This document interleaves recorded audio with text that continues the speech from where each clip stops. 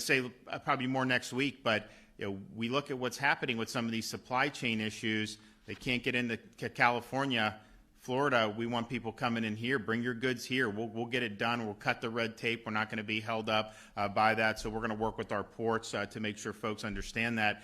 Also, as much as we appreciate a lot of the momentum that we have here, we just think about people thought that we would have this massive budget shortfall a year and a half ago. We get $200, $300, $500 million in revenue coming into this state over the estimate every month now, and that's been happening for a long time. So we did a budget that went into effect July 1st, and there's probably going to be a couple $2 billion in revenue over and above what we even forecast that will be added to our coffers. And so we've had so much in reserve that's really been unprecedented, and it puts us in such a good position. Throughout all of COVID, we never touched one penny from Florida's rainy day fund. We cut spending at first. I did a record vetoes of $1 billion. I mean, she may have gotten nicked on something, but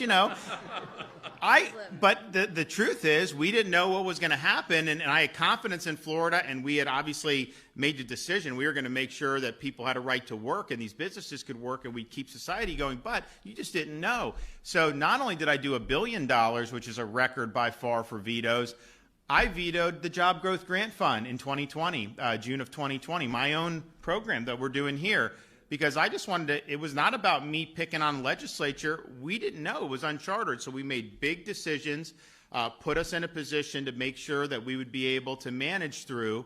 And then, of course, the economy and the revenues have done better than I mean, I thought, I had confidence we'd do well, but I'll tell you, it's come in even stronger than a lot of our expectations. So then this year we were in a situation where we were able to not only do Job Growth Grant Fund, but fund it even more than we had in my first year in office. And so that's a good thing. We're going to continue to do more as we go forward.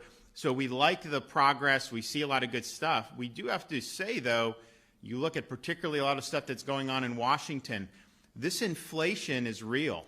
This inflation is upending a lot of things. They said it was just going to be transitory. It's not transitory. It's real. You look at how much things have gone up year over year. These are stiff increases, and it's basically an invisible tax on the American people because your income is now worth less than it would have been if we didn't have spiking inflation. The gas prices are going through the roof. I think they're up 50% in the last year on these gas prices. So that's a huge hammer for a lot of people who are working hard and trying to put food on the table. So we obviously want to be a counterweight to that. But boy, they need to get with it up in Washington with some of the things that's going on. Why are you closing the pipeline of Keystone? Why are you not utilizing our own resources? Then you're going to beg OPEC to lower the price. We wanted to be, when Trump was president, we were energy independent. We were the #1 producer, and then now they've gone in this other direction, and now you're relying on OPEC to be able to bail us out. That's not a position you want to be in, and the fear is over the next however many months that a lot of these problems could potentially snowball. So it's a big concern. Look, we could control what we control. We're going to continue doing a good job down here, and we really are, I think, the refuge for a lot of people that get very frustrated with how things are going in other parts of the country.